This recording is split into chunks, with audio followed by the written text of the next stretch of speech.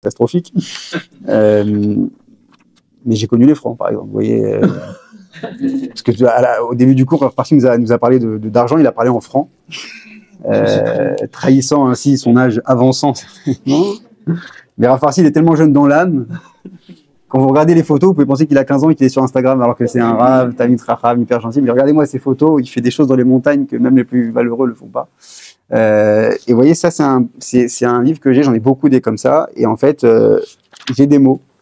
Alors bien sûr, on peut être plus moderne que moi. Moi, je suis à l'ancienne, j'ai un cahier, mais quelqu'un peut le faire avec son téléphone. Moi, j'ai des gens que je forme, ils disent bon, bah, quand ils lisent un article, mais sur Le Monde, sur BFM, etc., ils voient un mot il ne s'agit pas de découvrir 12 000 mots par jour ou d'utiliser un langage qui est hyper compliqué, mais parfois, il y a n'importe qui, s'il est un peu honnête, il y a 2-3 mots par jour où il dit il n'est pas sûr de la traduction, donc il screen, il va voir et il se fait dans son téléphone. Vraiment, moi, j'ai beaucoup de gens avec qui je travaille qui ont fait ça. Ils font des albums photos avec des mots.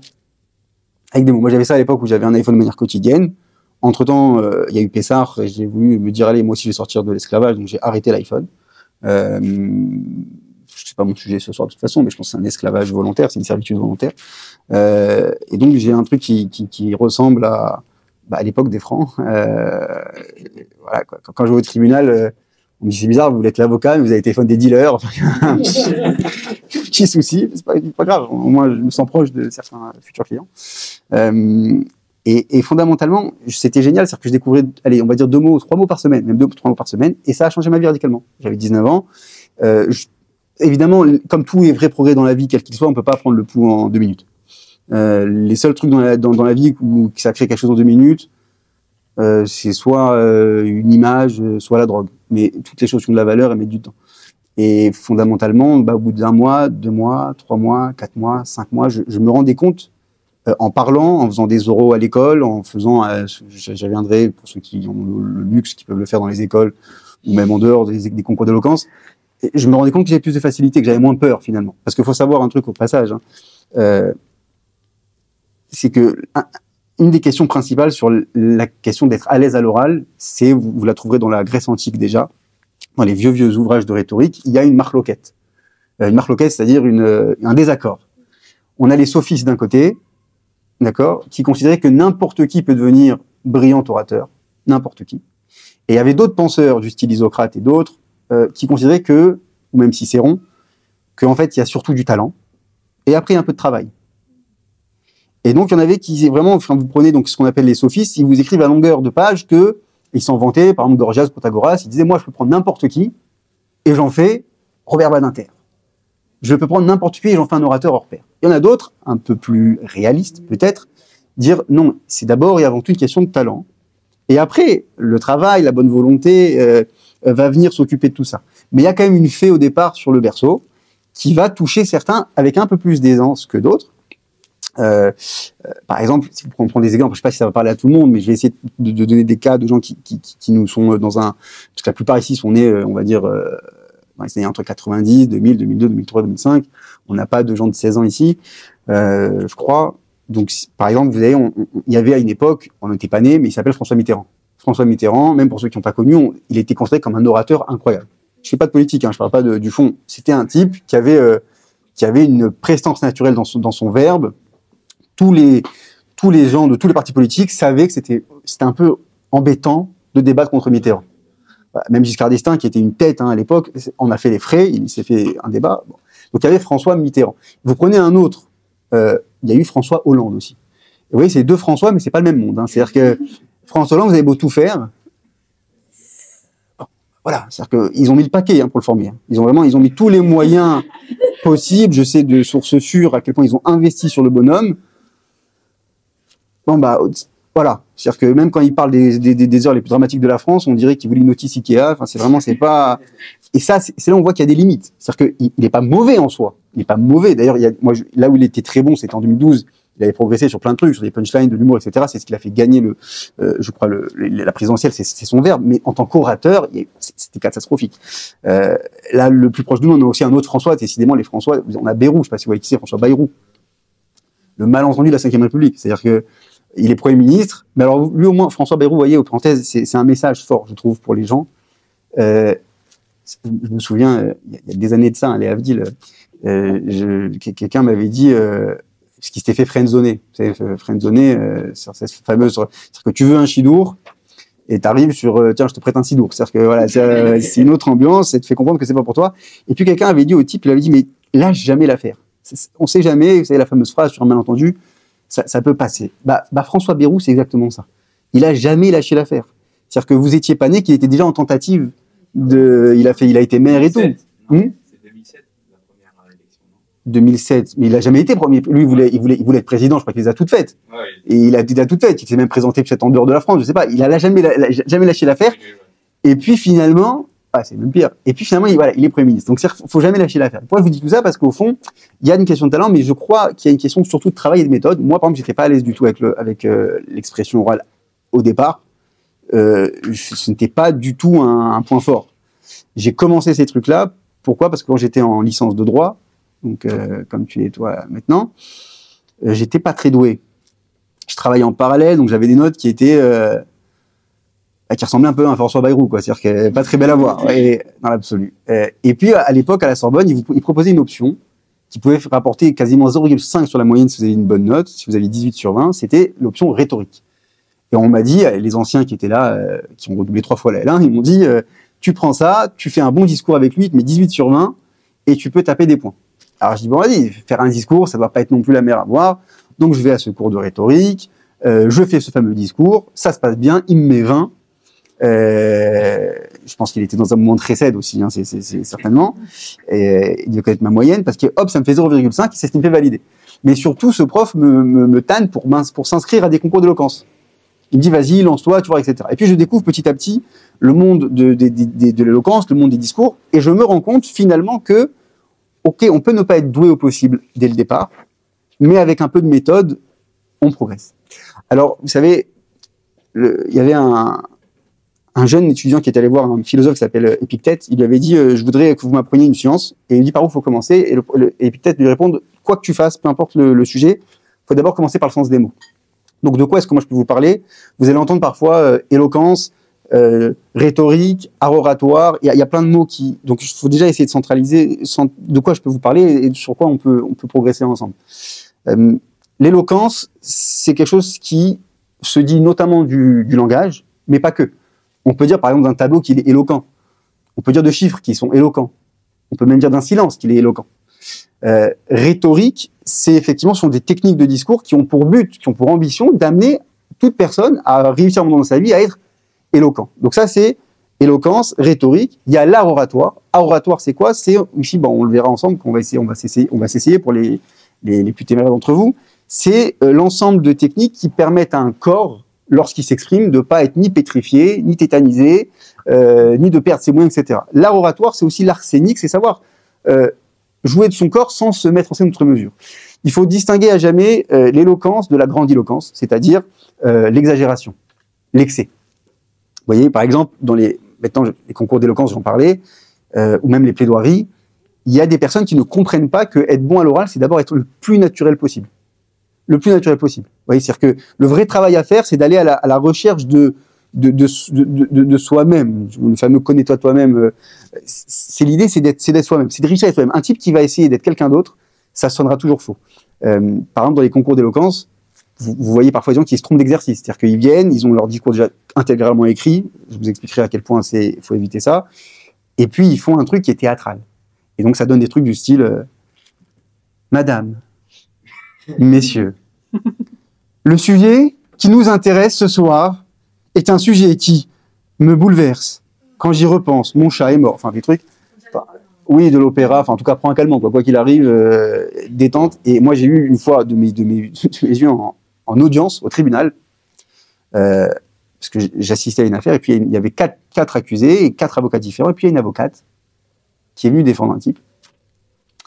Et elle avait visiblement séché les cours de rhétorique, à l'évidence.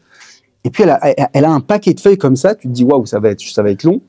Elle pose ses feuilles, maintenant dans le tribunal qui est dans le 17e là-bas, Porte de Clichy, il y a une espèce de petit micro, c'est des grandes salles un peu solennelles, il y a 3 juges en face, quelques curieux qui sont là, 2 chômeurs, un retraité, bon voilà, c'est à peu près ça que c'est le truc. Et puis elle commence, Monsieur le juge, messieurs les assesseurs, À aucun moment on ne peut dire que les preuves dans le dossier sont suffisantes par rapport à mon client. Et puis tu dis, oh là, ça va. Et elle lit. C'est en tête à tête avec ses feuilles, de temps en temps, et je jette un regard au juge pour voir s'ils sont pas trop endormis. C'est Roland Garros, quoi. Vraiment, c'est hop. Et puis, à un moment donné, au bout de, je sais pas, 4-5 minutes, la magistrate l'interrompt et elle dit, excusez-moi, maître, ça va être comme ça pendant 1 heure. C'est-à-dire que c'était, voilà, c'est-à-dire que là, le client, il se dit, bon, c'est mort. Si je risquais 5 ans, je vais en prendre 10. Et alors, évidemment, qu'au-delà du moment de tristesse et de deuil pour toute la profession, c'était surtout l'idée que qu'est-ce que ça veut dire ce moment? C'est vrai pour l'avocate, mais c'est vrai pour n'importe qui. Un type enfin une personne qui parle et qui va essayer d'être vraiment dans le théâtral, dans le lourdingue, il est dans la grandiloquence, dans l'exagération. On n'est jamais aussi bon qu'en étant simple et soi-même. Oui, quand j'avais passé le barreau à l'époque, je me souviens, le barreau, il y a un écrit, d'accord? C'est 3 élèves sur 10 qui l'ont, un truc comme ça, je crois, ou 4 sur 10, ça varie un peu sur les années. Et puis il y a l'oral, d'accord? T'inquiète pas, tu feras partie des 3, Bezrat Hashem, Inch'Allah. Et puis je me souviens que j'ai l'écrit sur un heureux malentendu, et puis ensuite l'oral. Et l'oral, alors c'est très gênant parce que vous êtes assis là, et puis la salle d'à côté, il y a une personne qui est en train de passer le sien.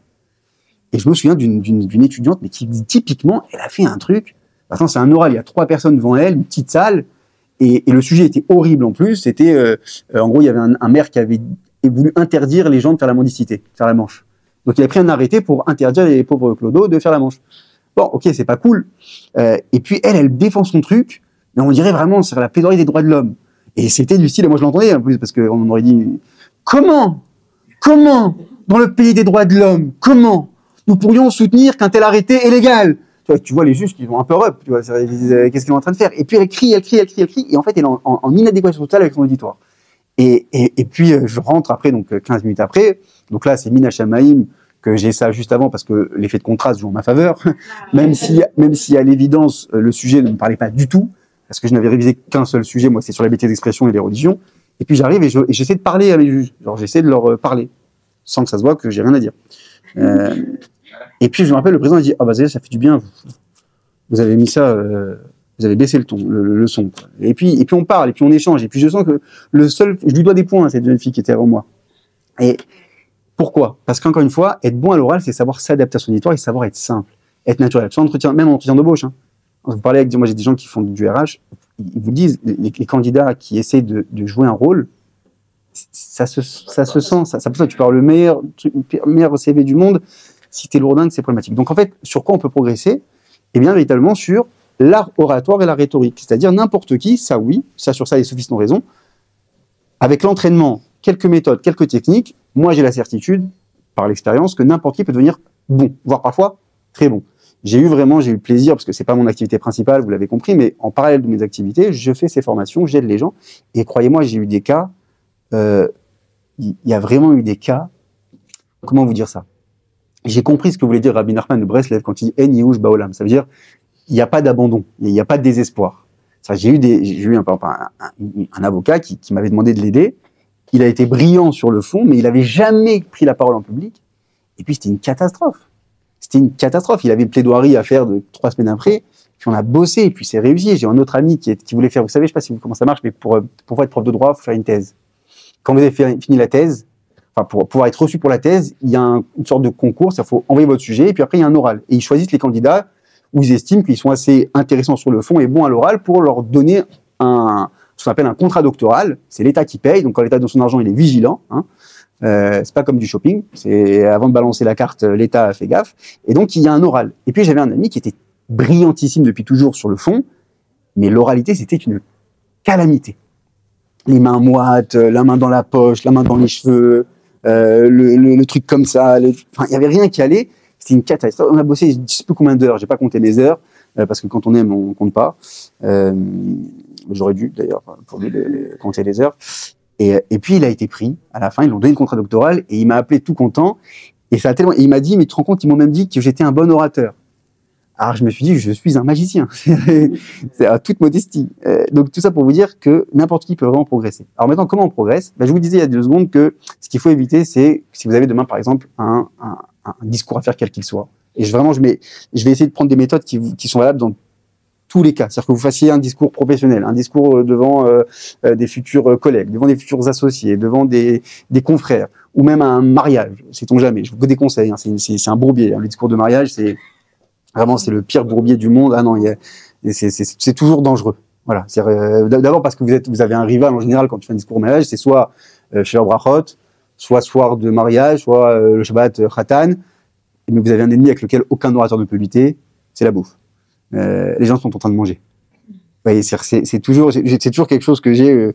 Moi, je comprends pas les gens qui se lancent comme ça au micro que sont en train de manger. J'étais à un gala il y a pas longtemps, parce que les galas sont celui du 24 est un très bon gala.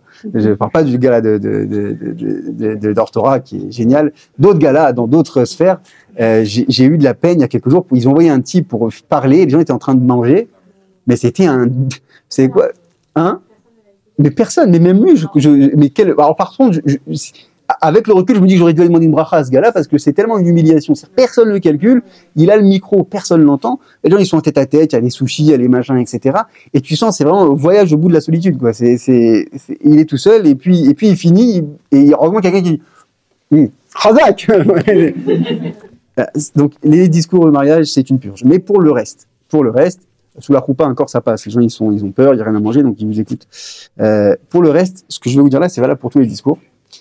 La première des règles, c'est de ne pas faire ce que font 90% des personnes quand vous sentent qu'ils ont un discours à faire, c'est qu'ils vont s'asseoir, ils vont prendre un stylo.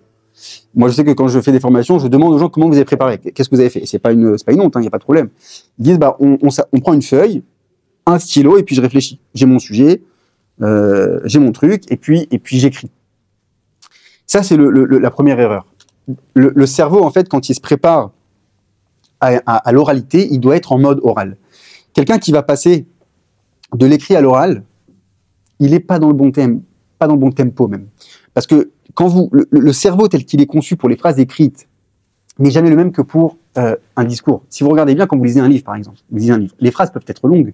Il y a premier début de phrase, il peut y avoir une virgule, une parenthèse, un point-virgule et un point à la fin si la plume de l'écrivain est pas mal. Vous pouvez vous faire ça à l'écrit. Parce que même quelqu'un qui n'a pas bien compris, il peut même tourner la page juste avant, revenir à « Ah oui, ok, j'ai compris ».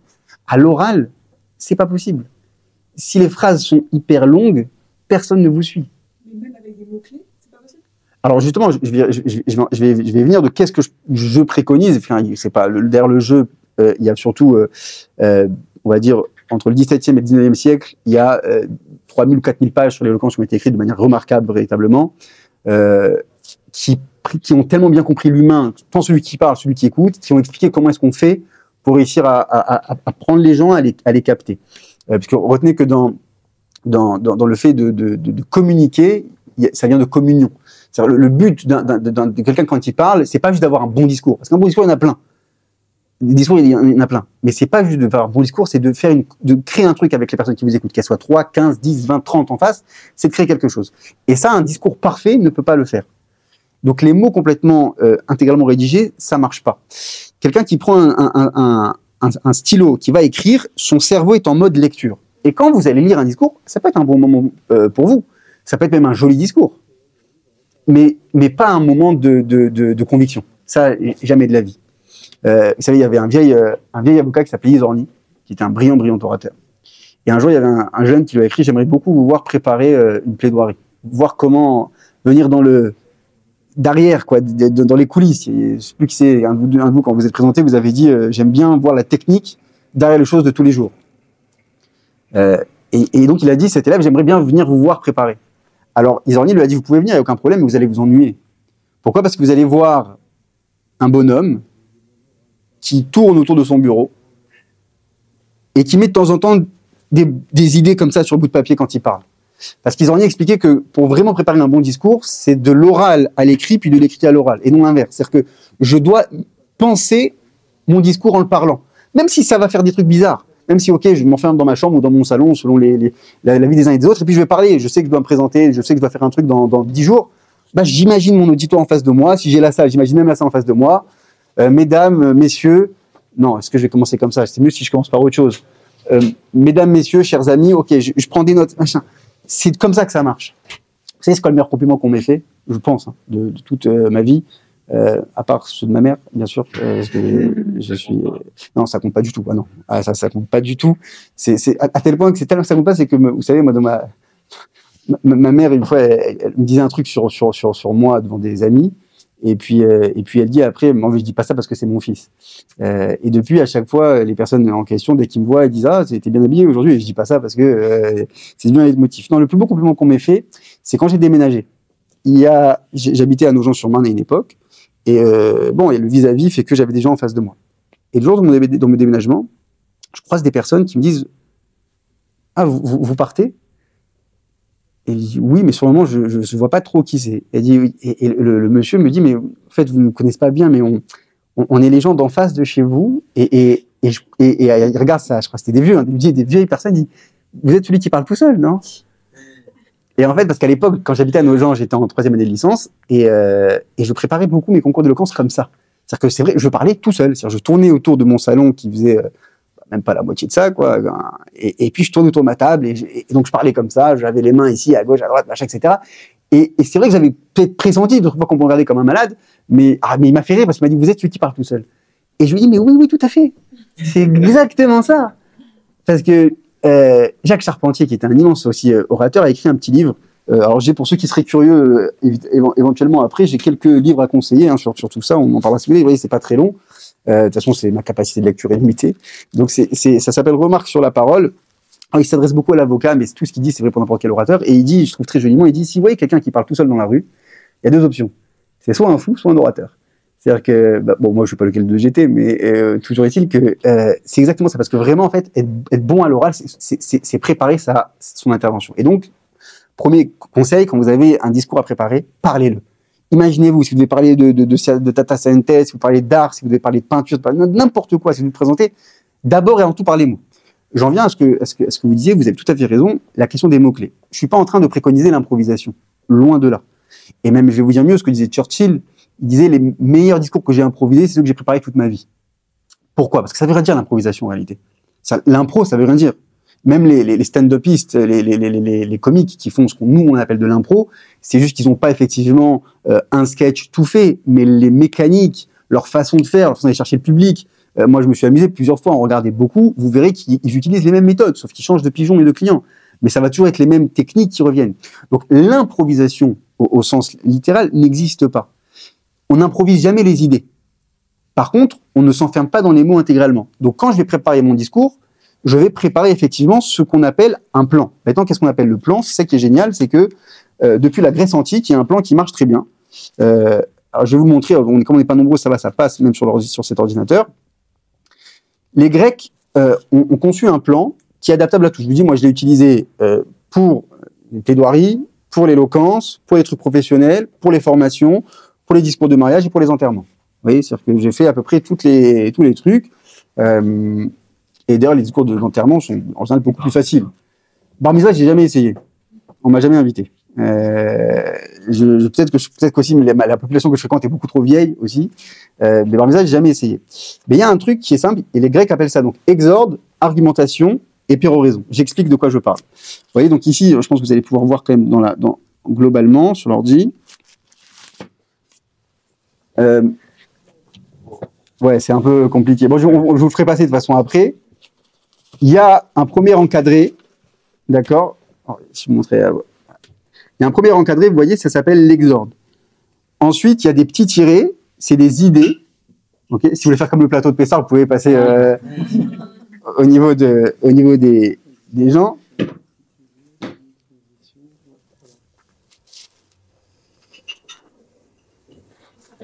Exorde, argumentation et péroraison, ça s'appelle. Exorde. Péroraison. Je vais expliquer. Péroraison. Péroraison. Yes, in English, I don't know how to say that.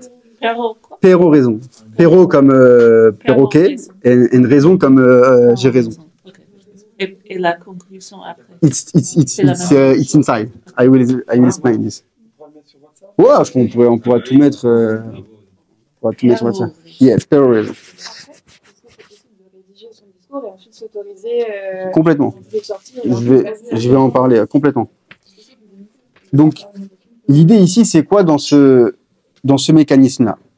Vous voyez, parce qu'en fait, les mots exorde et péroraison, pourquoi on utilise ces mots-là?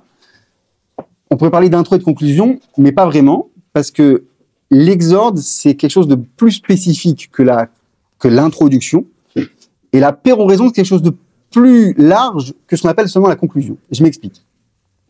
L'exorde, c'est vraiment les premières secondes du discours, les premières secondes de votre intervention orale. Il y avait, il y a quelques années maintenant, sur une chaîne d'information, enfin, ou de désinformation, mais qui s'appelle BFM, ah mince, c'est filmé, genre des problèmes. Bon, c'est pas grave. On peut couper au montage. C'est la démocratie. C'est la démocratie, exactement, merci. Ouais, c'est la démocratie. Ils avaient fait un reportage sur, je sais pas si vous avez entendu parler d'un avocat qui est devenu ministre ensuite, qui s'appelle Éric Dupond-Moretti. Bon, encore une fois, je retiens bien que moi je parle pas des hommes, je parle pas du fond, je parle de la technique et de l'art. Et Dupond-Moretti le suivent dans une audience, dans un procès. Et c'est hyper intéressant parce qu'il le filme dans ses préparations. Et d'abord, vous voyez à quel point l'homme, malgré son talent, malgré les années de barreau qu'il a, les centaines d'acquittements qu'il a eu, il a peur. Il fait les 100 pas dans le palais, il a peur. Déjà, donc ça, je reviendrai plus tard, mais parce que souvent, les gens, quand on les forme, ils disent oui, mais comment je fais, j'ai peur. D'abord, tant mieux que tu aies peur. Quand tu n'auras plus peur, il faudra s'inquiéter. Mais donc, on sent qu'il a peur. Et puis, juste avant d'entrer dans la salle d'audience et de plaider, la journaliste, avec les questions du journaliste, quoi, tu vois, un peu lourdeau jusqu'au bout, elle vient et lui dit vous pensez au premier mot que vous allez dire? Et Dupond-Moretti lui dit je pense qu'à ça. C'est exactement ça. Je pense qu'à ça. Pourquoi je pense qu'à ça? Parce qu'en fait, les premiers mots d'un discours sont déterminants. Il y a des études qui ont montré, ça aussi je pourrais l'envoyer peut-être sur WhatsApp, c'est certaines études de certains professeurs elles sont critiquées sur certaines parties, mais elles disent quelque chose de vrai.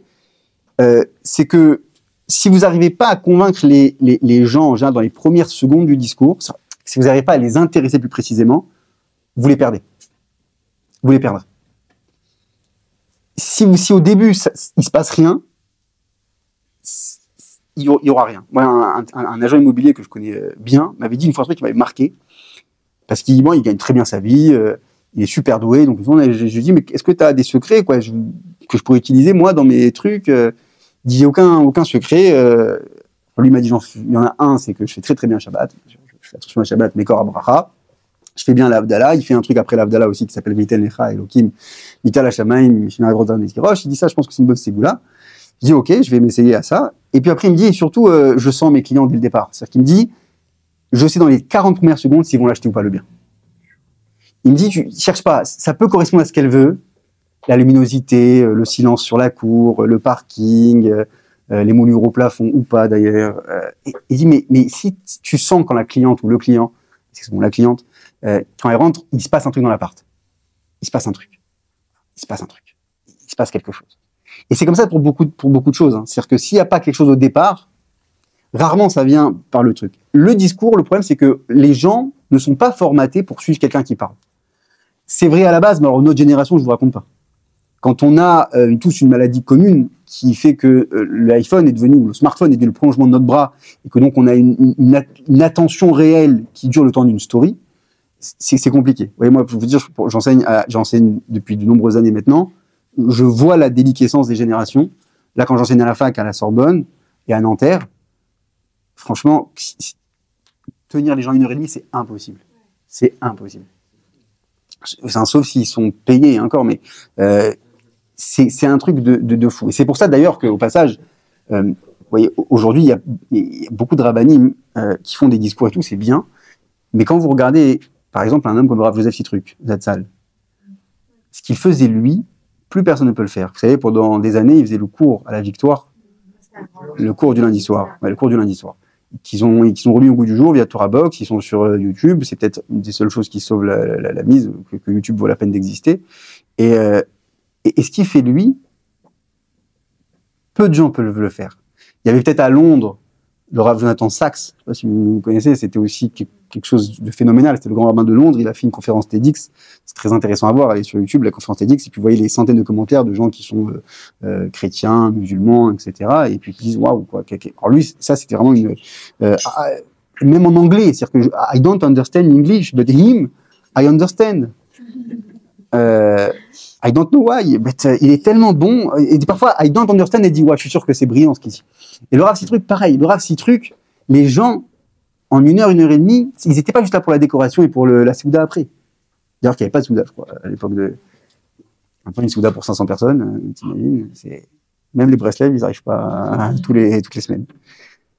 Ça, c'est la magie de ce que fait l'éloquence. À tel point que le Ramchal, le Rabbi Moshe Chaim Luzzatto, qui est un immense Racham, a écrit sur l'importance de parler, l'importance du discours. Mais vous voyez, ces gens-là avaient ça, qui savaient qu'il faut créer quelque chose avec l'auditoire. Le Rav Sistruk, si vous regardez bien, ça peut être un très bon exercice pour ceux qui sont intéressés, regardez souvent ses débuts de discours. Il accroche toujours les gens. C'est rarement une annonce de plan bateau. C'est rarement, il va parler de quelque chose qui est en lien. Je sais que le dernier que j'ai vu, je sais plus pourquoi c'était. Tout de suite, il va s'accrocher à quelque chose qui est d'actualité parce qu'il dit bon, le prochain cours, on l'organisera pas le soir d'un match de foot parce qu'il devait y avoir un match de foot ce soir-là et il y avait donc beaucoup moins de monde à la victoire. Du coup, c'était pour lui la défaite. Et puis il a senti. Voilà, je pense que quelqu'un qui fait un cours là, bientôt il y a une finale, je crois, de Champions League. C'est le soir de Shabbat. C'est le soir de Shabbat. Ok, bah au Hachem. Mais vous le mettez un. Ah, c'est pas bête comme idée ça. Je pense qu'il y en a qui vont aller juste pour. Non, mais vous mettez un soir de. Il y en a pas beaucoup qui. Oui, vous avez pas mis un Naotiur sûrement. L'idée c'est que, et vous regardez ces trucs, toujours il commence les discours par. Alors je voudrais remercier nos amis du Canada qui nous regardent. Et il y a quelqu'un qui vient lui mettre le micro. Il va pas juste attendre comme ça pendant 2 secondes. Il va regarder, il va faire une petite blague. Il va dire. Vous voyez, c'est un métier, la sono. Hein. C'est-à-dire qu'il se sert de tout ce qui est possible pour. Mais c'est quoi ce qu'il y a derrière comme idée? C'est qu'en tout cas, je peux pas me passer de mon auditoire. C'est pas juste je viens et j'impose un truc que j'ai préparé. Si je sais pas vivre avec ce qui se passe autour de moi, je suis mort. Que ce soit un entretien, un truc entre collègues, un truc entre familles. Si je fais genre juste, moi j'ai préparé mon truc, voilà. Je vais, la lumière peut s'éteindre, je continue. C'est au passage, il faut savoir qu'il y a un truc qui est fondamental pour être bien en droit, c'est de savoir s'adapter aux circonstances. C'est certainement un des plus grands secrets qui existent, mais moi, j'ai un souvenir d'un truc d'éloquence où j'étais allé, c'était un plan galère. Vous connaissez les plans galères, on en a tous, des plans galères. Parfois, c'est en mode vacances, parfois, c'est en mode shidduchim, bon, parfois, c'est en mode éloquence. Hein, mais le sentiment de solitude reste le même. J'avais dit oui à une truc. C'était un truc d'éloquence, mais un public féministe, un jury féministe. J'ai rien contre le féminisme, hein, c'est génial le féminisme, c'est sûr. Je pense d'ailleurs que la Torah est le premier des féminismes le plus brillant qui existe. Et puis, je suis le 5e à passer. C'est une purge. Les 4 avant moi, c'est une purge. Et je me dis, mais je vais jamais. Et puis, je vois que les juges, ils commencent à en avoir marre. Il y en a qui doit être sur Uber Eats, en train de regarder ce qu'il va manger le soir. Il n'y a rien qui va. Et j'arrive, et je sens que quand on leur dit qu'il y a encore un candidat et que c'est moi, elles sont blasées déjà. Je me dis, mais je vais faire un pchit pas possible. Et moi, j'avais préparé mon intro. Parce que je savais pas que j'allais tomber 5e. Et j'avais préparé une petite intro bien carrée, une bonne phrase de Simone Veil, un truc bien mielleux pour dire regardez, je viens en paix, voilà, tous ensemble. Et puis je me dis mais là si je fais mon truc mielleux, ils ont déjà tous cité Simone Veil 15 fois, à tort et à travers. Je me dis je vais faire un petit et donc j'arrive devant ce jury qui est blasé quoi, vous voyez, c'est des trucs qui sont là, voilà quoi, vraiment c'est à la fin de la veille de Shavuot, bon on vous écoute parce que vous êtes là. Et je me rappelle je change de truc complètement. Je dis bon mesdames, bonsoir. Je pense que l'égalité homme-femme est une absurdité totale, pour être franc avec vous. Elles m'ont regardé, elles étaient choquées, mais attentives. C'est-à-dire que j'ai réussi ce que je voulais. Alors, je suis pas en train de dire qu'il faut être dans la provoque. Je suis en train de dire qu'il faut savoir s'adapter en permanence, parce que sinon vous perdez les gens. Et par exemple, autre exemple, ça m'est arrivé je parle, la lumière s'éteint. C'était à la fac, à la Sorbonne. Dans un truc, la lumière s'éteint pendant que je parle, et bon, je sais plus ce que je dis, mais en tout cas, les gens, ils sont un peu choqués. C'est soit je fais comme si c'était rien passé, soit j'utilise. Je regarde le juge, je dis, bah oui, la fac paye pas EDF. Enfin, n'importe quoi, mais quelque chose qui fait que je me détache pas de mon auditoire. Vous voyez? Je me détache pas de mon auditoire. Et ça, quelque chose que quelqu'un qui a un texte complètement écrit, il se prive donc de cette possibilité de véritablement créer quelque chose. Et il se prive d'autres éléments qui sont très graves. C'est les autres arts de l'éloquence, c'est le regard et les silences. Quelqu'un a parlé de musique tout à l'heure. Il n'y a pas de musique sans silence.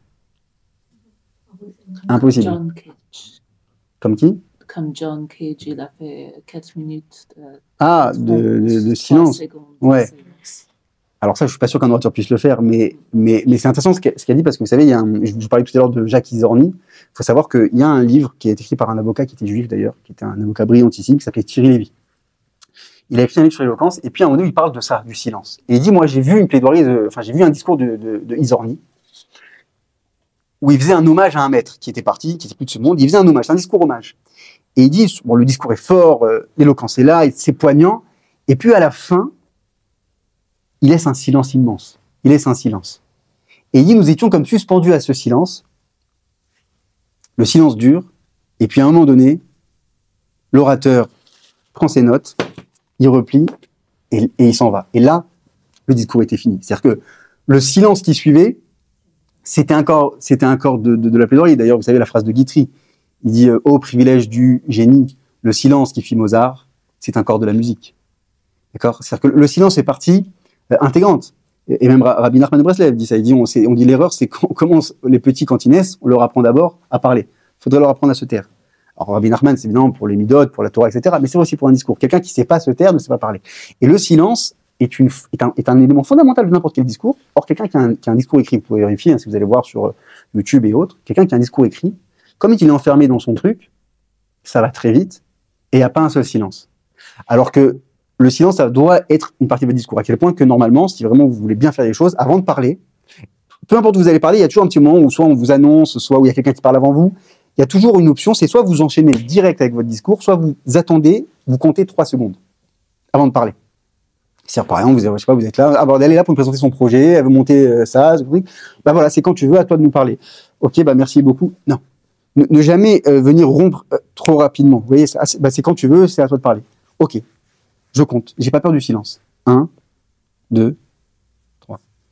Bah, merci beaucoup déjà de me recevoir. Ce silence qui précède, croyez pas qu'il est anodin. Il est introductif, exactement. Vous avez déjà commencé à parler, sauf que c'est une sorte de vous braquez la lumière sur vous. Donc ça, c'est un point fondamental. Et ensuite, il y a l'action du regard. Si vous ne regardez pas les gens à qui vous parlez, si vous faites un entretien d'embauche, il faut toujours regarder. Alors si je vous souhaite, si par exemple vous avez 40 personnes un jour, imaginez que vous avez 40 ou 50 personnes, vous n'allez pas regarder chacun dans les yeux. Donc il y a ce qu'on appelle la technique des points d'appui, c'est de prendre un point d'appui à gauche, au milieu et à droite. C'est-à-dire que si vous avez des gens nombreux autour de vous, moi ça m'est arrivé pas de faire un discours devant 1000 personnes. 1000 personnes, c'était à la Sorbonne pour un truc, un événement. D'ailleurs, au passage, parce que je vous avez fait comme ça, vous avez raison, vous savez, plus il y a de monde dans l'auditoire, plus c'est facile. On croit que c'est l'inverse, c'est-à-dire que plus il y a de monde, plus c'est facile. Pourquoi ? Parce que ce qui est dur qu'est-ce qui est dur quand on parle ? S'il y a 4 personnes devant moi, je sens le regard des gens. Je sens cette tension un peu palpable dans l'air. Voilà, ils me regardent. Alors que s'il y a 1000 personnes, j'ai juste une masse devant moi. Je n'ai pas la possibilité de sentir le regard qui se pose. Je vois juste qu'il y a un monde pas possible. Et au passage, plus il y a de monde, vous savez, c'était Victor Hugo déjà qui avait vu ça, la foule rend bête. Donc, quand il y a du monde, vous dites n'importe quoi, les gens vont sourire et vont rigoler. Alors que s'il y a 4 personnes en face de vous, c'est très difficile. Parce que le rire est quelque chose de très impudique. On rigole pas quand il y a 2 personnes à côté de nous. Imaginez, moi, j'ai fait l'expérience d'une salle de cinéma, à l'époque, puis j'ai fait tchouva. Malheureusement, j'étais dans une salle de cinéma pour un film. Bon, qui est un film pas trop truc, mais vous savez, qu'est-ce qu'on a fait au bon Dieu. Je précise qu'il ne faut pas aller au cinéma. Mais à l'époque, j'étais allé, et puis la première séance que j'avais fait, la salle était full. Et c'était un truc, c'est-à-dire que ça rigolait tellement le premier que j'étais allé le revoir justement parce que j'avais l'impression de ne pas avoir tout entendu. C'était vraiment, je ne sais pas si vous l'avez vu à l'époque vous aussi avant de faire Teshuva comme moi dans ces salles obscures, mais c'était un truc de fou. Et puis je suis allé le revoir et on était beaucoup moins parce que c'était tôt le matin. On devait être je sais pas 15 ans, et c'était un flop total.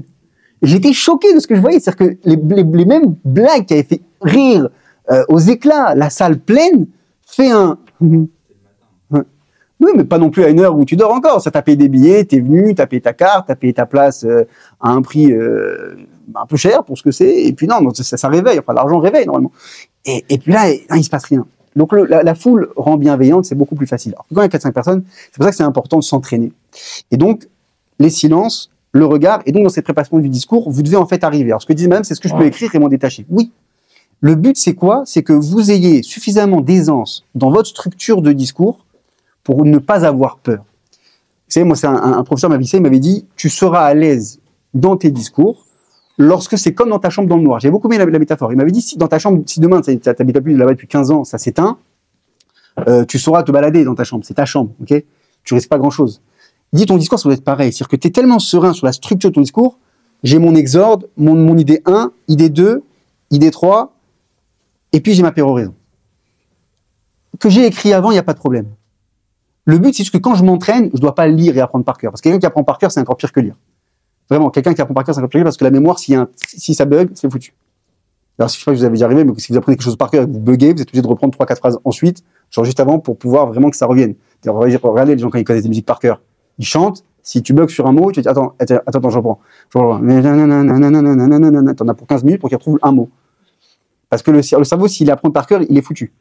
Donc, ce qu'il faut, c'est maîtriser complètement la structure de son discours, les idées qui sont ça. Moi, je mettais toujours des mots-clés, justement, ou des warnings, même. Attention, rappelez ça, citation, Nietzsche, ou Schopenhauer, ou n'importe quoi pour vraiment avoir quelque chose de clair. Maintenant, l'exemple, donc, c'est les premiers mots. L'exemple, vous devez faire un travail en amont pour essayer d'accrocher les gens au départ. Alors, si vous avez quelque chose de préparé, tant mieux.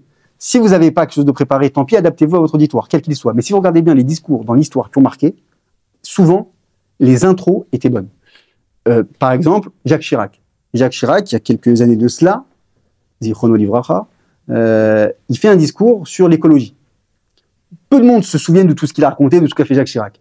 Mais vous prenez aujourd'hui n'importe quel manuel de rhétorique, Chirac avait commencé son discours comme ça, parce qu'il parlait donc de l'importance de faire plus attention à l'écologie, et il dit « Notre maison brûle et nous regardons ailleurs ». Il commence comme ça son discours. Et il commence par quoi? Exactement, c'est connu. Mais ce qui est fou, c'est que les discours sur l'écologie, en tout cas à l'époque, tout le monde s'en foutait. C'était pas aujourd'hui, c'est pas comme aujourd'hui où c'était un... Mais ce moment-là, tout le monde s'en souvient. Tout le monde s'en souvient. Donc l'exemple, c'est quoi? C'est de commencer par quelque chose qui va intriguer, marquer les esprits. Il y a aussi l'autre technique qui est très connue, ce qu'on appelle le storytelling, vous avez peut-être déjà entendu parler de ça. Ces gens vont commencer une intervention par une histoire. Par exemple, j'ai souvenir d'un chef d'entreprise qui avait fait un discours pour je sais plus, c'était les 10 ans ou les 40 ans de sa boîte, et il commence pas par juste « je suis très content que vous soyez là, on va fêter notre réussite et les dividendes ». Il commence par comment ça a commencé leur aventure dans un petit salon. Alors oui, c'était un petit salon, mais quasiment, mais c'était un petit salon, et il regarde la secrétaire, et puis après il commence à raconter quelque chose, et c'est hyper fort. Donc le storytelling, c'est aussi une technique. Mais en tout cas, retenez qu'il y a 3 axes principaux. Il y a soit j'improvise par rapport à quelque chose qui s'est passé avant dans la salle, n'importe quoi, quelqu'un qui a dit quelque chose juste avant moi, soit je fais la technique notamment du storytelling. Donc bonjour, écoutez, je suis très content que vous me rejoigniez ce soir. Je vais vous parler d'art, mais avant de vous parler d'art, je voudrais vous expliquer pourquoi ce projet me tient à cœur. Et vous pouvez être personnel, sans être impudique, mais être personnel, c'est possible. Et il y a l'autre technique, donc, qui s'appelle l'exode ex abrupto. Ex abrupto, c'est quoi? C'est la technique donc de Jacques Chirac, c'est-à-dire rentrer dans le vif du sujet. Vous voyez, je vais des exemples concrets. Un discours que j'ai entendu récemment, quelqu'un qui parle, il commence son discours comme ça. C'est triste, mais je crois que la France est antisémite. Après, il va étayer, mettre un peu des trucs autour, il va argumenter. Mais l'idée, c'est qu'il rentre tout de suite dans le vif du sujet. Il y a une dame qui a fait, c'était très douloureux à voir, mais une dame qui a perdu son mari parce qu'il a été, je crois, tué par des types qui étaient récidivistes. Il y a peut-être quelques mois. Voilà, vous voyez, regardez. Elle retient la formule. La France a tué mon mari. C'est-à-dire qu'elle commence son intervention, la France a tué mon mari. Qu'est-ce que je veux vous retirer par là? C'est que le début doit marquer les esprits. Le début doit marquer les esprits. Alors, il y a ici, dans la France a tué mon mari, il y a quelque chose qu'on verra ensemble, mais c'est l'art des formules. C'est-à-dire que dans un discours, quand je vais préparer mon discours, ce que je dois préparer à l'écrit, c'est ce qu'on appelle des formules. C'est-à-dire qu'il doit y avoir, j'y reviendrai, des éléments des phrases qui sortent du lot. Okay, et je vais vous donner des techniques très simples qui sont à la portée de tout le monde, même sans être Molière, pour pouvoir réussir à créer des phrases qui sont géniales et que les gens vont retenir, parce qu'on ne retient pas 15 minutes de discours, mais on retient des formules. Donc ensuite, il y a les formules qui sont en elles-mêmes, donc dans mon discours. N'oubliez jamais un truc. La règle des règles, quand on fait un discours, ce qui est le plus dur d'ailleurs, c'est la clarté. C'est-à-dire que si vous devez parler aux gens sur un projet, vous devez convaincre quelqu'un, la règle des règles, c'est d'être clair. Là, on est en comité quasiment entre amis, j'ai envie de dire, mais quand je fais des formations, etc., dans des parterres de gens, j'ai besoin toujours d'un écran derrière moi pour qu'ils aient, de manière visuelle, le plan de ce que je vais dire. Même si après, dans tout discours, pour la beauté du verbe et la sincérité d'un discours, vous pouvez faire à droite, à gauche, rajouter des choses, mais la clarté. C'est-à-dire que je dois être capable, à la fin, quand vous faites votre discours, je dis, OK, je suis peut-être pas d'accord avec tout ce qui a été dit, mais c'était clair. Et pour ça, la technique, c'est de dire à votre auditoire ce que vous faites. Donc, je m'explique, vous commencez votre discours. Imaginons que vous devez convaincre des gens sur un projet que vous voulez monter une association, c'est n'importe quoi, monter une asso. Vous voulez monter une asso, vous avez rendez-vous avec Rav Parsi, avec Rav Schneor, avec 2 types qui sont à l'ISF, voilà, qui ont de l'oseille, machin. Vous devez les convaincre que vous avez une asso pour aider les Shidduchim, pour aider n'importe quoi. Imaginez ce que vous voulez, chacun selon les désirs de son cœur. je dois être capable de faire en sorte qu'ils me suivent. Et donc, pour ça, je vais commencer mon discours et je vais leur dire, donc, voilà, je vous remercie d'abord d'être là ce soir. Je ne vais pas prendre beaucoup de votre temps. N'oubliez jamais que c'est très, très important de dire aux gens que vous n'allez pas être long. Hein. C'est toujours très important de dire que je ne vais pas être long. Les avocats, en général, quand ils commencent une plaidoirie, au bout de 10 minutes, ils disent, vous inquiétez pas, je ne serai pas long, vous savez que vous en avez pour 2 heures. Mais ça rassure l'auditoire. Il faut être capable que vous annonciez à votre plan, à votre auditoire un plan. Ça, vous allez dire, on a un projet, c'est de monter cette association. On a 3 raisons principales, et ce sera mon sujet ce soir. Pourquoi est-ce que c'est important? D'abord, il y a une demande. Ça fait 1 an qu'on s'en rend compte. Ensuite, c'est un moment important. On regarde tout ce qui se passe en France, à l'étranger, en Israël notamment.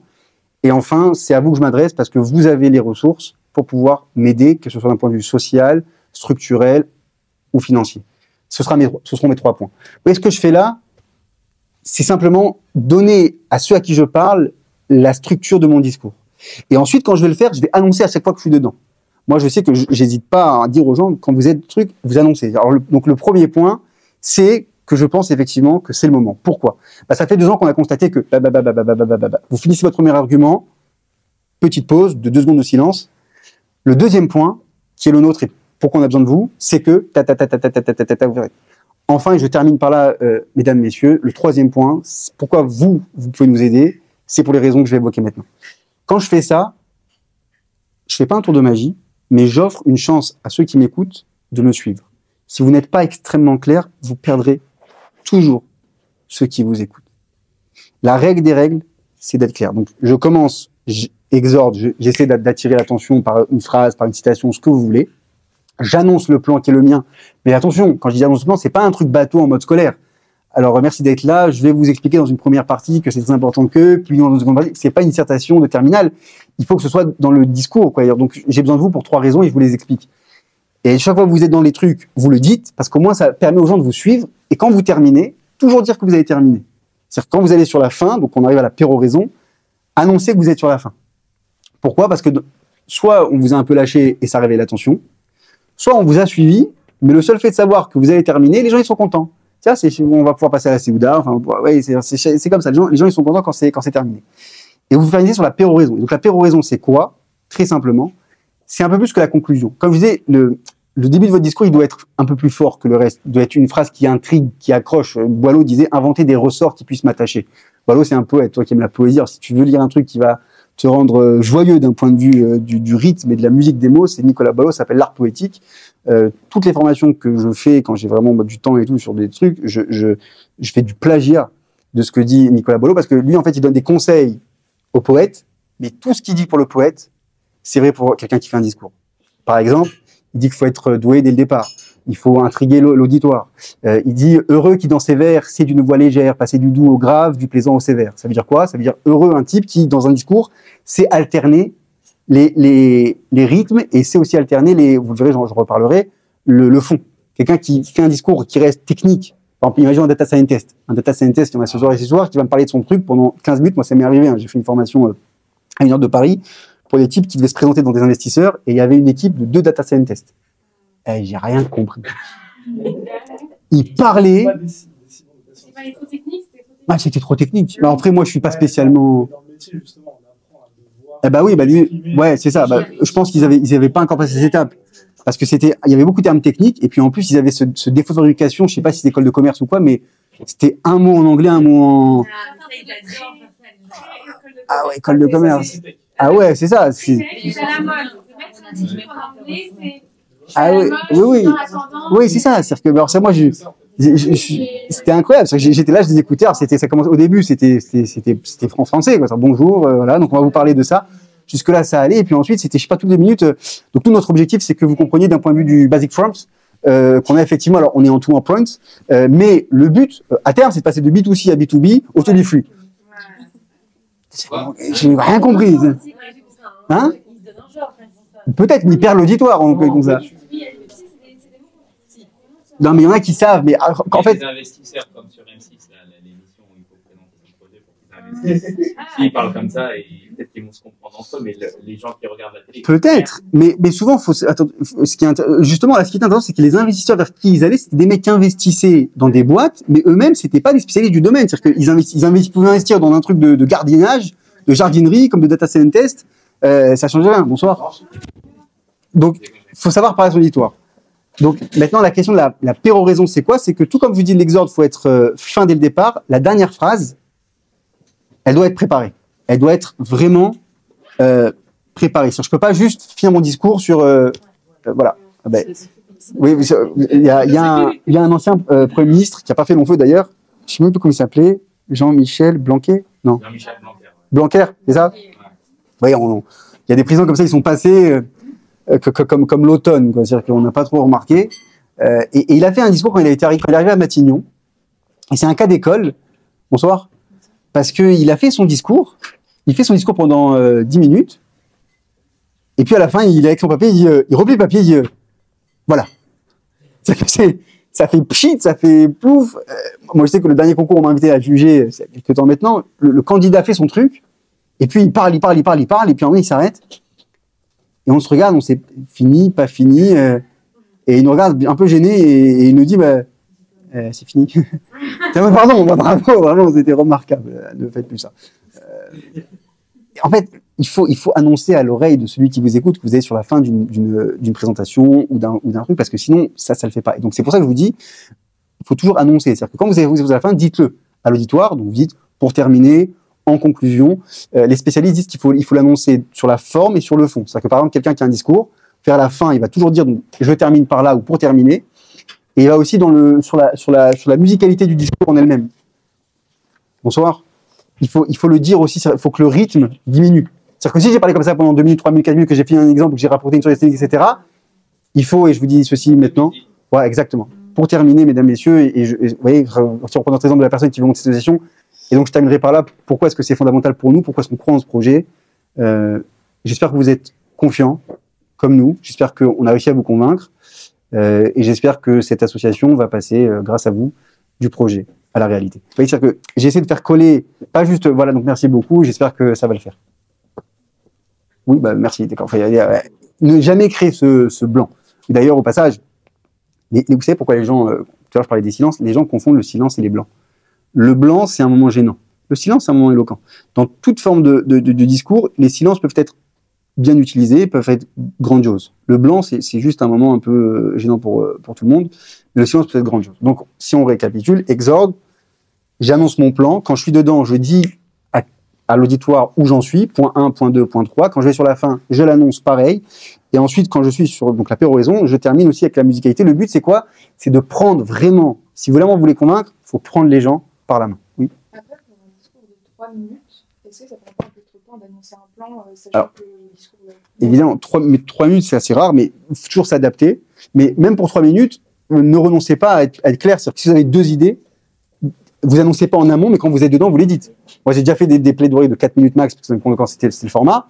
J'ai effectivement pas annoncé en grande pompe ce que j'allais faire, mais pendant que j'étais dedans, alors mon premier point, c'est le suivant, j'enchaîne.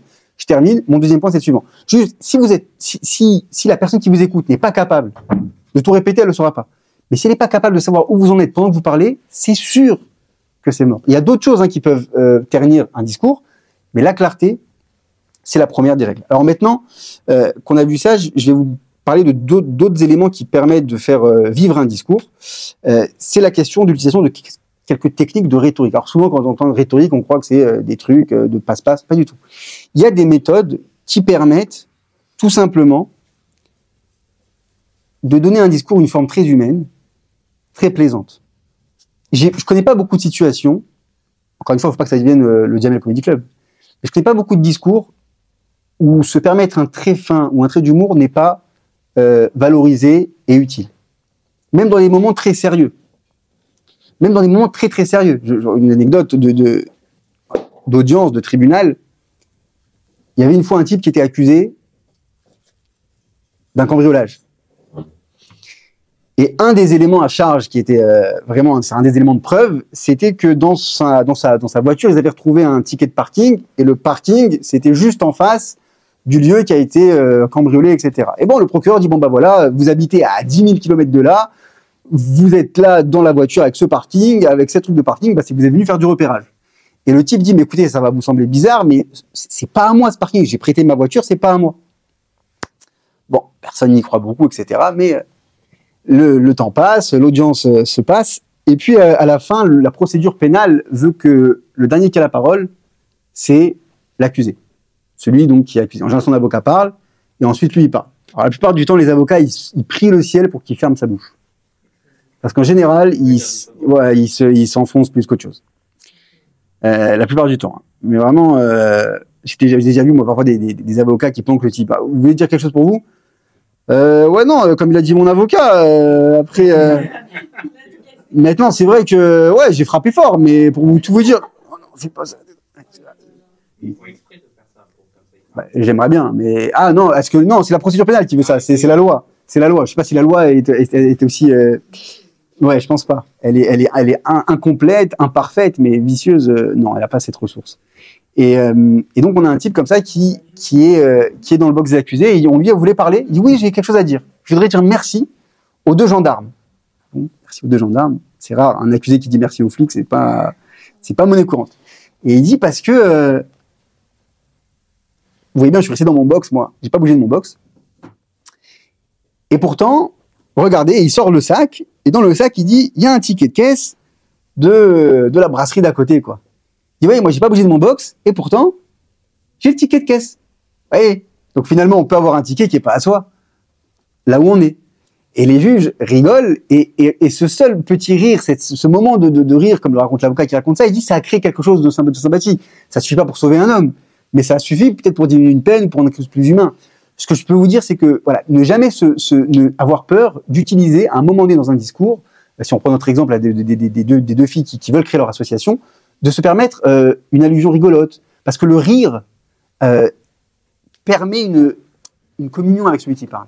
Ouais, alors moi, je voulais vous montrer des exemples. Je pense que même si vous êtes un peu... je pense que vous allez tous entendre. C'est juste pour vous montrer des illustrations vivantes de mon propos, de à quoi peut servir comme technique, hein, notamment l'humour. Alors, je vais vous donner ce premier exemple. Regardez, donc ça, c'est un débat entre Jacques Chirac, on l'évoquait tout à l'heure, et François Mitterrand. Donc, on est il y a quelques années. Hein. Alors, je pense, normalement, si on fait silence radio tous, vous allez l'entendre, parce que j'ai pas l'adaptateur pour AF-Parsi. Et du sens de la justice dans la conduite de l'État. Permettez-moi juste de vous dire que ce soir, je ne suis pas le Premier ministre et vous n'êtes pas le Président de la République. Nous sommes 2 candidats à égalité et qui se soumettent au jugement des Français, le seul qui compte.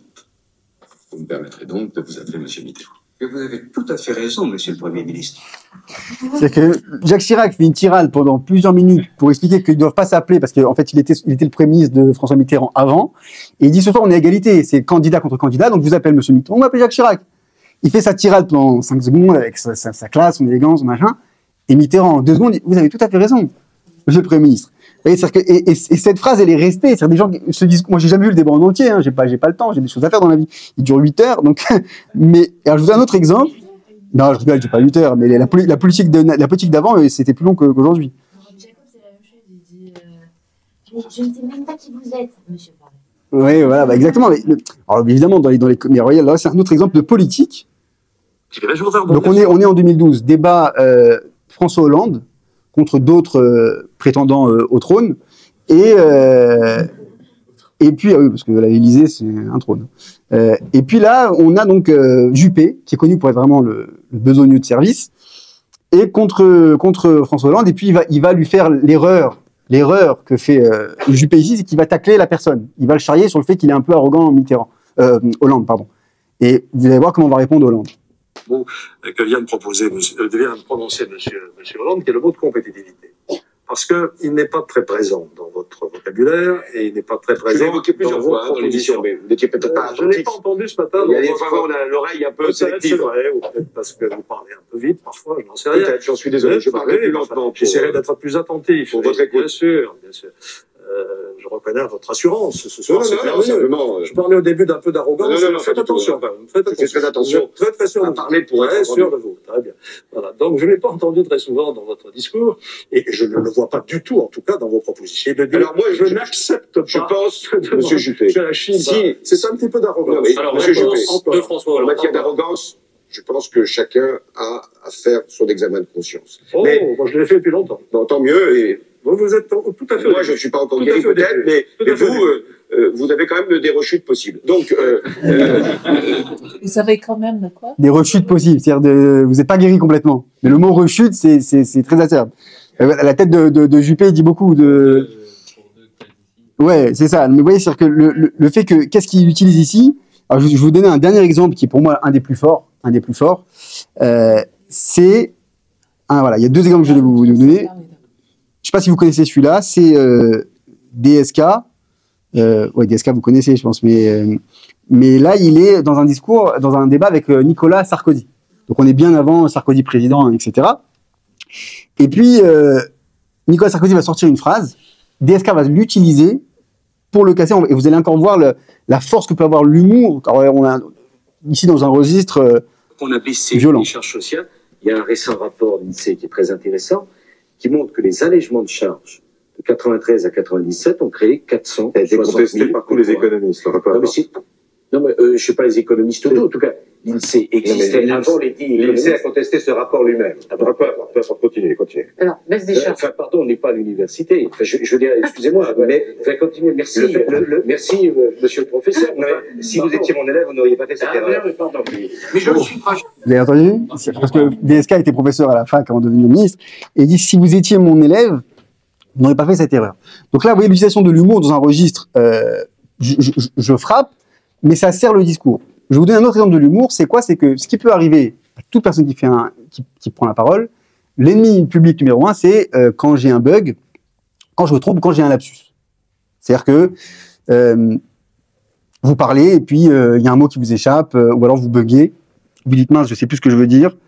Ça arrive à tout le monde. Vraiment, ça arrive à tout le monde. Et là-dessus, il y a 2 options. Quand je me plante, quand je fais un discours, c'est soit je fais on n'a rien vu, sauf qu'on a vu. Et t'as vu qu'on a vu, et on a tous vu qu'on sait qu'on a vu, et donc c'est un moment un peu gênant, souvent la plupart du temps. Soit je l'assume un peu, et c'est-à-dire que j'en joue, et c'est pas grave, vous voyez. Je vais vous donner un autre exemple de ça. C'était notre ancien Premier ministre, comment il s'appelait, Édouard Philippe, je crois. Vous voyez, donc lui, il va se tromper sur quelque chose, et puis il va en jouer, au lieu de laisser passer le... Monsieur le ministre d'État. En fait, il a une réunion importante, et puis il va appeler une personne qui n'est pas du tout la personne concernée. Les ministres, à Madame la Présidente du Conseil régional de Bretagne, Mesdames et Messieurs les parlementaires. La personne en face, c'est pas du tout la présidente du Bretagne, c'est-à-dire qu'il n'a aucun rapport dans la géographie, là. J'ai dit quoi? Ah bah ça commence bien.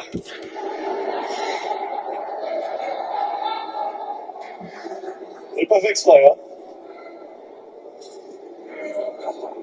Allez, mettez ça sur le compte de l'émotion.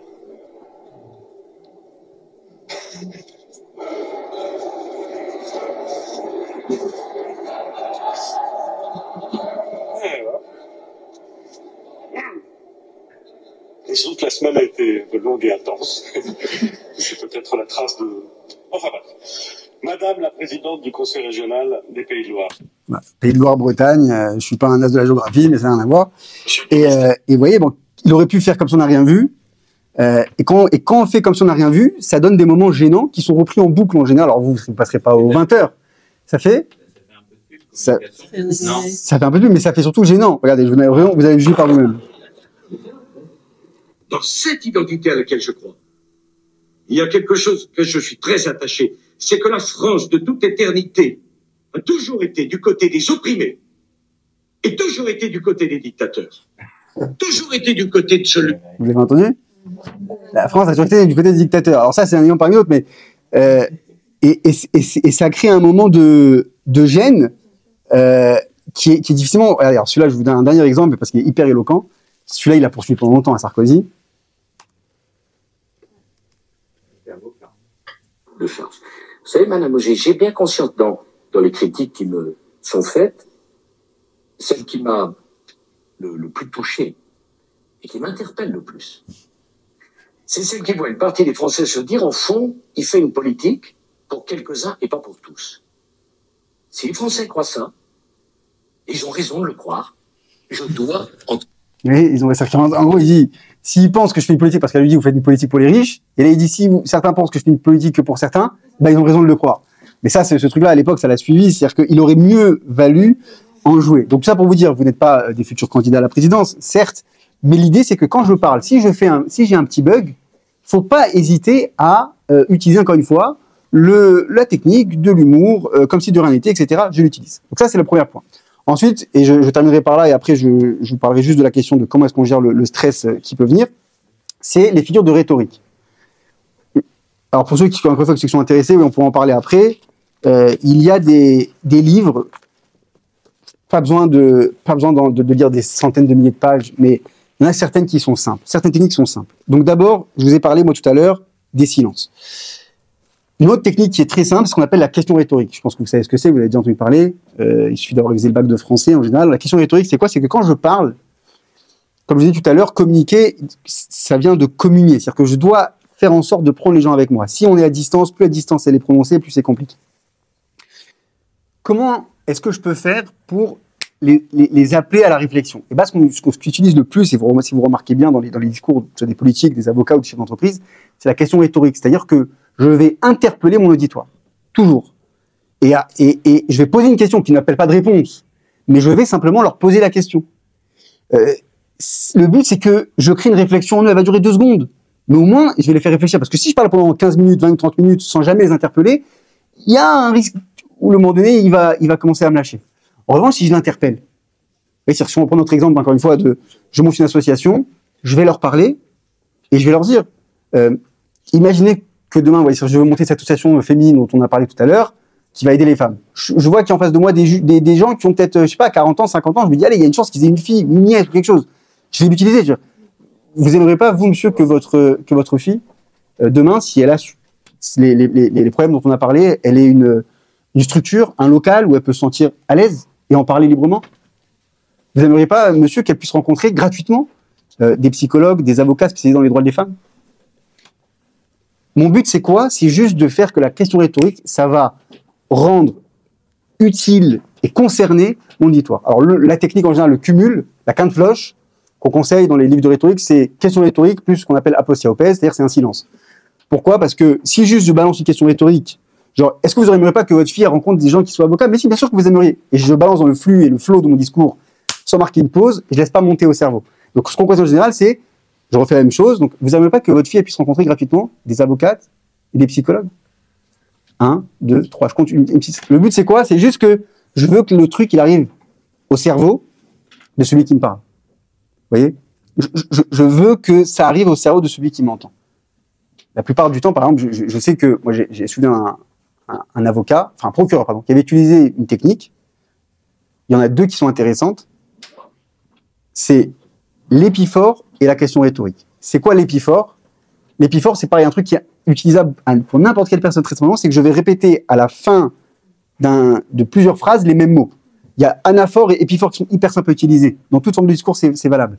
Anaphore, c'est que je vais répéter les mêmes mots au départ, pendant 3-4 phrases. Et épiphore, c'est que je vais utiliser ça, mais à la fin.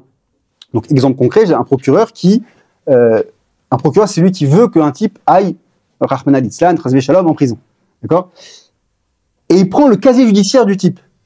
Et il dit, monsieur, puisque là, votre avocat nous demande une énième chance. Alors, je vais regarder.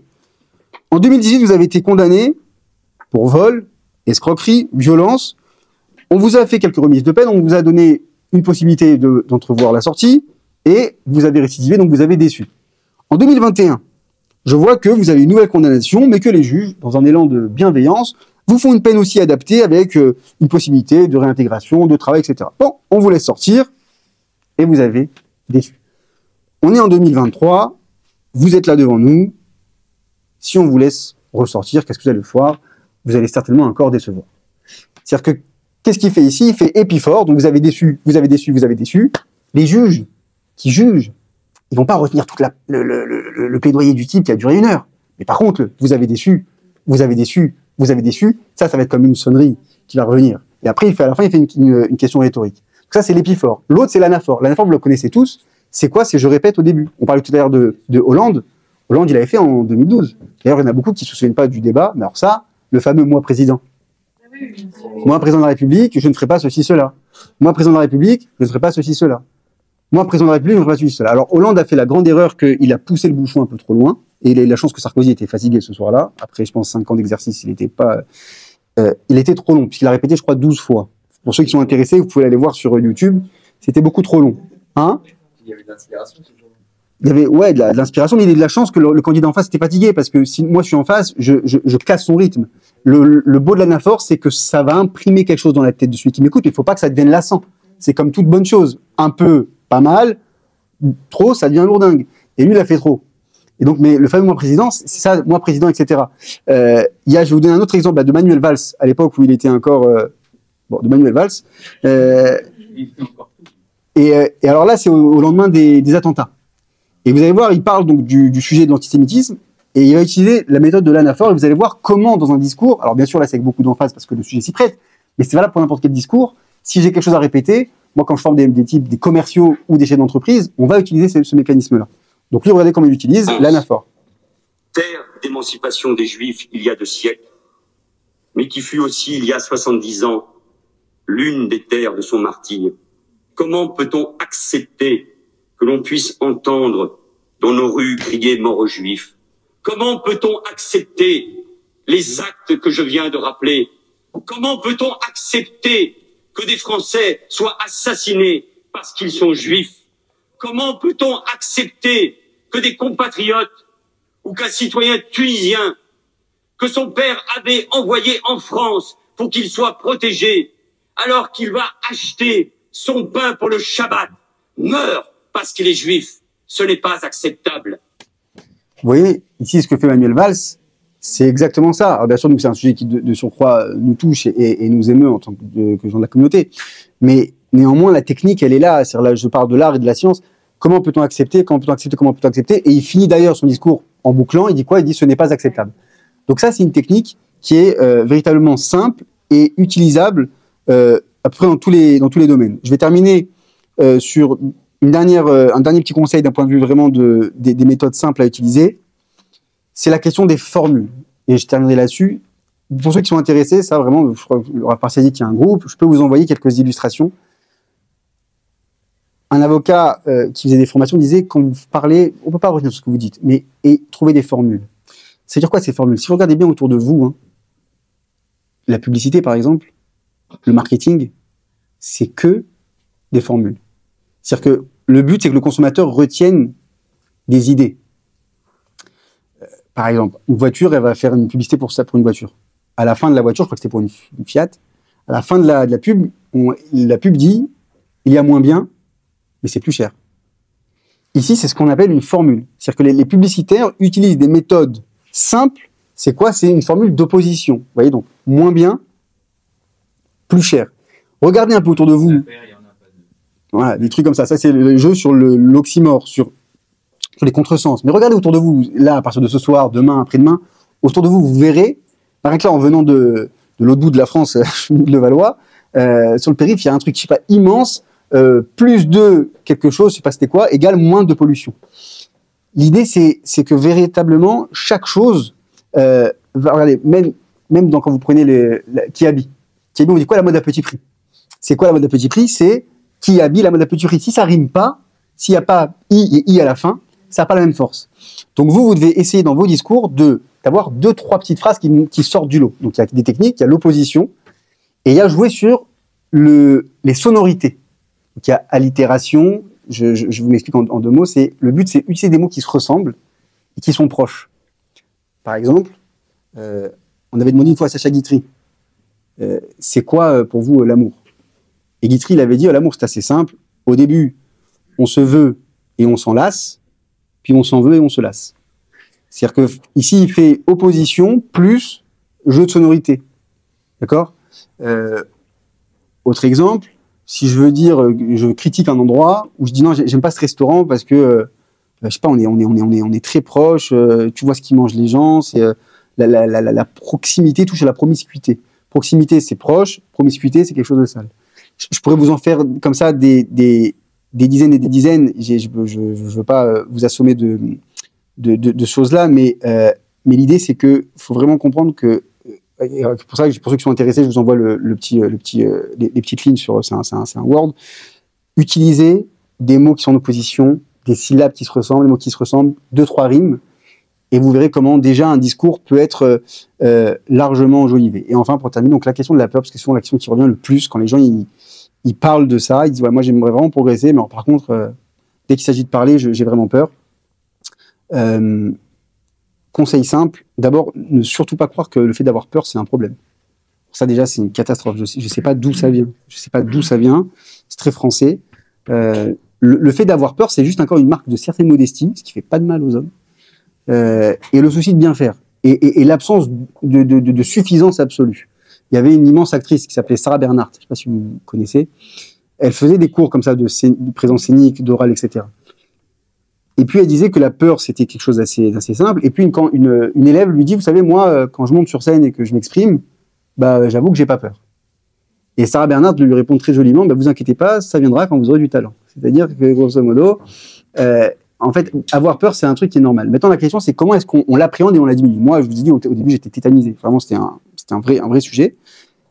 D'abord et avant tout, ce plan-là dont je vous ai parlé, quelqu'un qui a cette structure mentale-là, il a déjà une peur qui diminue. Parce que la peur, c'est rien d'autre que la manifestation de l'inquiétude de manquer, de l'inquiétude de ne pas être au rendez-vous, de l'inquiétude que le mot ne vienne pas. Si j'ai mon plan, exorde, idée 1, idée 2, idée 3, péroraison, j'ai beaucoup moins peur parce que je sais d'où je pars, où je vais, comment j'y vais, je suis rassuré. Je prends ces feuilles avec moi. Je prends les feuilles avec moi. Je les ai devant moi. Petit conseil au passage, si vous faites un discours, n'imprimez pas en 12. Imprimez au moins en 14, 15 ou 16. Parce que le but, c'est que vous ayez juste un œil à jeter sur votre feuille. C'est-à-dire que là, je parle à monsieur, par exemple, c'est mon auditoire. Je jette un petit coup d'œil sur ma feuille. Hop, j'ai le rappel de mon plan, qu'est-ce que je vais dire après, et je peux tout de suite re-regarder monsieur. Parce que si je lui parle à monsieur, il faut que je lui parle les yeux dans les yeux. Si je regarde à côté, je le perds. Donc je tac. Et si j'ai ma feuille en 12, et je vais avoir besoin de regarder trop bas. Donc ça, jamais. Ok ? Donc ça diminue la peur. Ensuite, la prévisualisation. C'est-à-dire que, comme je vous ai dit tout à l'heure, si vous prenez votre petit stylo et que vous écrivez, vous êtes sûr. Le jour où vous allez poser vos feuilles et vous allez vous cacher dans vos notes. Parce que vous avez peur. Parce que vous n'êtes pas visualisé. Donc l'idée, c'est, avant de parler, alors si vous connaissez la salle où vous allez parler, vous la regardez. Sur en photo, sur n'importe quoi, si vous savez où elle est, qu'il n'y a pas de chez vous, vous allez la voir. Vraiment, vous allez la voir. Moi, quand j'avais fait un discours important, c'est dans une des salles de l'Assemblée nationale, j'avais peur, je suis allé voir la salle. Je suis allé voir à quoi elle ressemble. À quoi elle ressemble. Et je me suis comme ça projeté. Et donc déjà, mon cerveau, il avait une information inconnue en moins à traiter. Parce que la peur, c'est rien qu'un nombre d'inconnus qui viennent s'additionner sur la tête. Donc j'avais ça en moins. Et donc moi, quand j'ai révisé dans mon salon et que je parlais tout seul, comme je disais tout à l'heure, j'avais cette salle, donc je visualisais. Je parlais mon discours. Je parlais mon discours. En préparant à manger, n'importe où, etc. Je me faisais le test. Est-ce que je sais ce qu'il y a? Oui, plan numéro 1, c'est ça. Numéro 2, c'est ça. Là, après, j'ai la citation de Molière qui doit bien aller. Après, je leur donne des chiffres. Ouais, c'est ça. OK, après, il y a les pourcentages. OK, et après, je finis sur quoi? Sur l'exemple personnel. Donc ça, vous êtes sûr que c'est structure mentale. Ensuite, il y a la question de la posture. L'erreur que font beaucoup, c'est qu'ils pensent que le corps n'a pas d'importance. Et donc, on a des trucs du style... je viens parler et je me mets comme ça dans les gens, quoi. Voilà, hop, ou comme ça. Ça, vous pouvez être sûr que vous allez bugger. Le stress, c'est quelque chose qui est lié au corps. Donc, on conseille aux gens d'avoir un appui assez simple. Les jambes doivent être écartées. Donc, pas en mode Cristiano Ronaldo qui va tirer un coup franc, mais c'est une structure assez espacée. Mon prof de rhétorique m'avait dit une fois un truc très intéressant. Il m'a dit, tu vas dans le métro et tu te mets entre les rames dans les métros. Ok, là où ça bouge. Et tu vois si tu arrives à tenir longtemps sans avoir besoin de t'accrocher à quoi que ce soit. Donc c'est pas une invitation à faire des dingueries, hein, mais c'est simplement que comment est-ce que le corps ressent ça, c'est déjà très important. Ensuite, il y a la question d'avoir un contact avec la matière. Vous allez voir des gens qui vous conseillent parfois de toucher quelque chose, donc un stylo ou autre chose. Ça pour moi c'est une bêtise fondamentale. Pourquoi? Parce que quand vous avez quelque chose dans les mains, vous allez oublier que vous avez dans les mains. Vous allez l'oublier. Vous allez être stressé, etc. Et vous allez commencer à parler, etc. Moi je dis à la Sorbonne quand j'étais à un concours d'éloquence, demi-finale, un candidat avait un stylo. C'était un 4 couleurs en plus pour le coup, et je n'oublierai jamais, parce qu'on était 2 à juger. Même pas, ça aurait été peut-être... Mais non, il avait ce truc, moi je sais pas le faire, vous savez, où il tourne les stylos. Ça, c'est des mecs en médecine, ils sont très doués avec ça. Les avocats, beaucoup moins.